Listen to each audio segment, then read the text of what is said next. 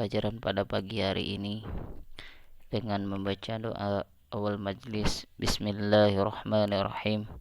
Rabbi zidni ilman, Allahumma anfa'ni bima 'allamtani wa 'allimni ma yanfa'uni warzuqni ilma yanfa'uni. Amin.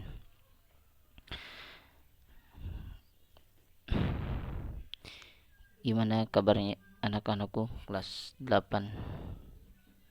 Semoga kalian selalu berada dalam lindungan Allah Subhanahu wa taala, selalu diberikan kesehatan, baik kesehatan jasmani maupun rohani. Baiklah, di awal pelajaran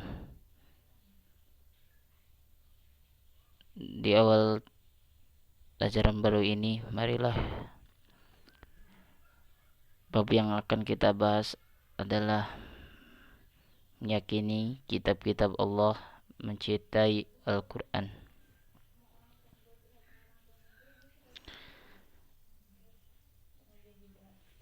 Meyakini kitab-kitab Allah, mencintai Al-Quran. Di sini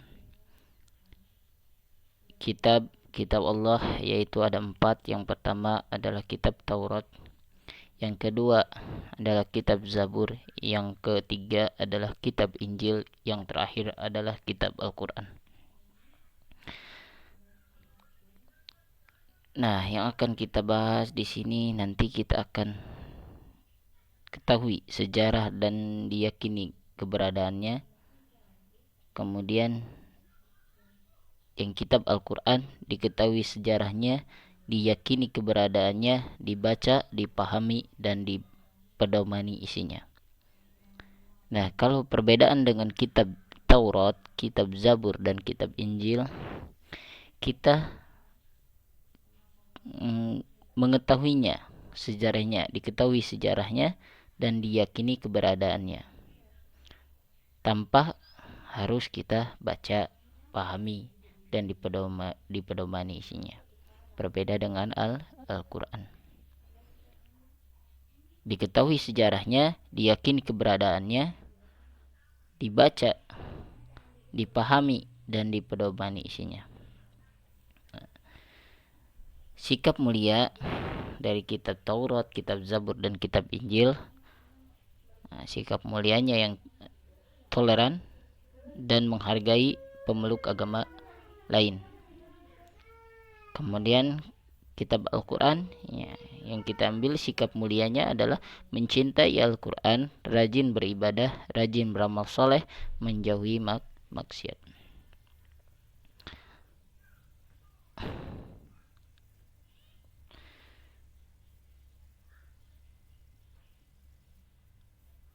Baiklah, menuju pembahasan selanjutnya, yaitu 1. Pengertian iman kepada kitab-kitab Allah.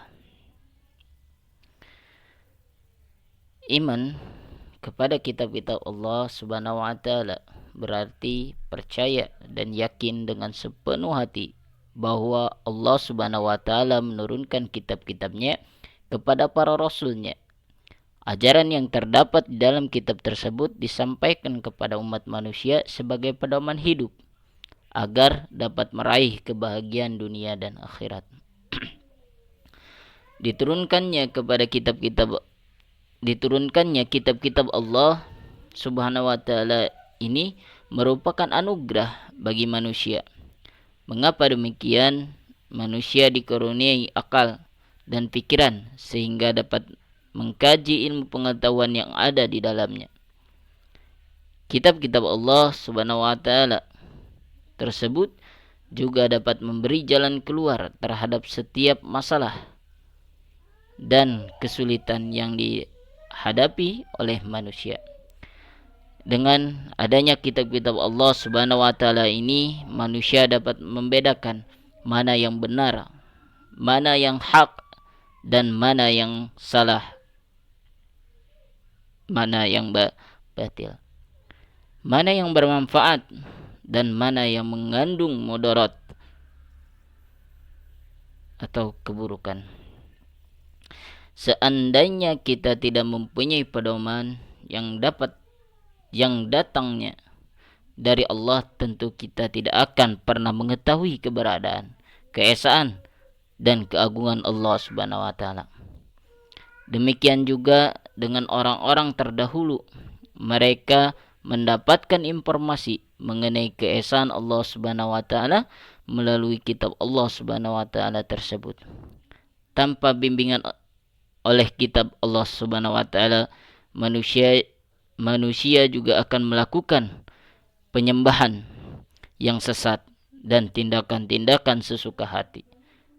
Tanpa kitab Allah Subhanahu wa taala sudah pasti akan membuat manusia berada dalam kegelapan. Ibarat seorang yang berjalan. Manusia berjalan tanpa mengetahui arah dan tidak mempunyai tujuan. Jika demikian, apa yang akan terjadi? Tentu perjalanan hidup ini akan tersesat. Untuk lebih memahami hal tersebut, perhatikan firman Allah Subhanahu wa taala dalam Quran surah Al-Maidah ayat 5 ayat 16. A'udzu billahi minasyaitonir rajim.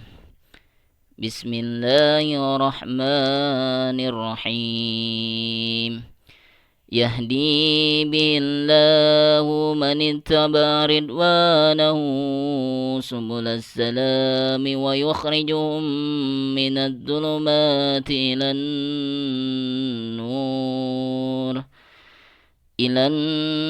nuri bi'idnihi wa yahdihim ila siratim mustaqim. Artinya, dengan kitab itulah Allah memberi petunjuk kepada orang yang mengikuti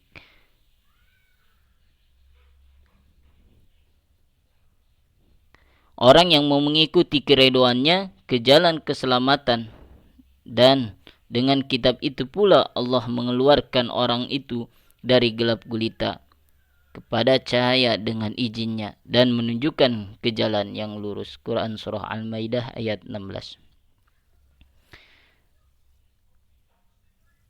Yang kedua, nama kitab Allah Subhanahu wa taala dan Rasul penerimanya. Ada 4 kitab yang diturunkan oleh Allah Subhanahu wa taala ke dunia ini. Allah Subhanahu wa taala juga memberikan nama-nama kitabnya tersebut secara berurutan mulai dari yang pertama kali diturunkan hingga saat ini. Keempat kitab yang wajib kita yakini adalah Taurat, Zabur, Injil, dan Al-Quran. Yang kitab Taurat diturunkan pada abad ke-12 sebelum Masehi. Kitab Taurat diwahyukan kepada Nabi Musa alaihissalam pada abad ke-12 sebelum Masehi. Nama Taurat berarti hukum atau syariat. Pada saat itu, Nabi Musa alaihissalam diutus oleh Allah untuk berdakwah kepada bangsa Bani Israel.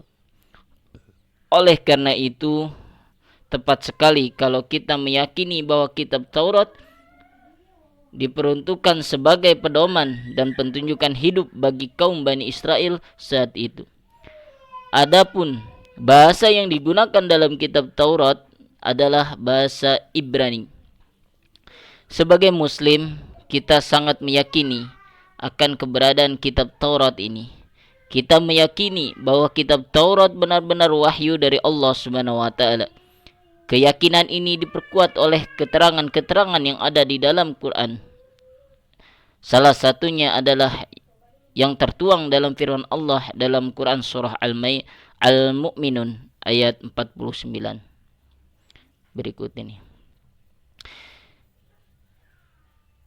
A'udzu billahi minasyaitonir rajim. Bismillahirrahmanirrahim.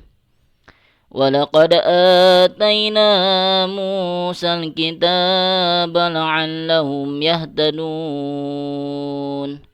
Artinya, dan sungguh telah kami anugerahi kepada Musa alaihissalam kitab Taurat agar mereka Bani Israel mendapat petunjuk. Quran surah Al-Mu'minun ayat 49.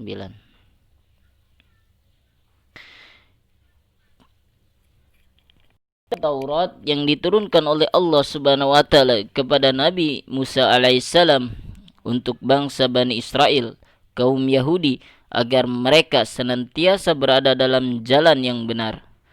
Perhatikan kisah mengenai Nabi Musa alaihissalam mendapatkan wahyu dari Allah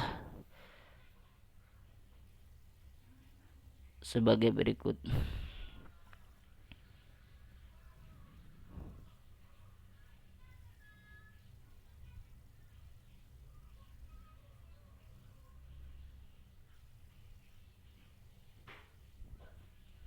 Adapun pokok-pokok ajaran yang ada dalam kitab Taurat yang diturunkan di Bukit Sinai tersebut adalah sebagai berikut. Yang pertama, perintah untuk mengesahkan Allah Subhanahu wa taala. Yang kedua, larangan menyembah patung atau berhala. Yang ketiga, larangan menyebut nama Allah Subhanahu wa taala dengan sia-sia. Yang keempat, perintah menyucikan hari Sabtu. Yang kelima, perintah menghormati kedua orang tua. Yang keenam, larangan membunuh sesama manusia.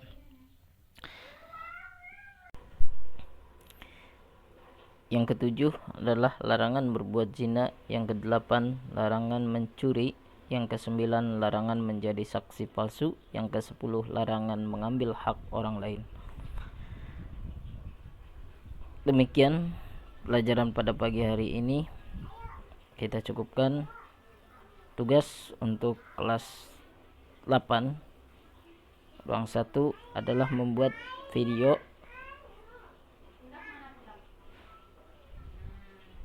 membacakan surah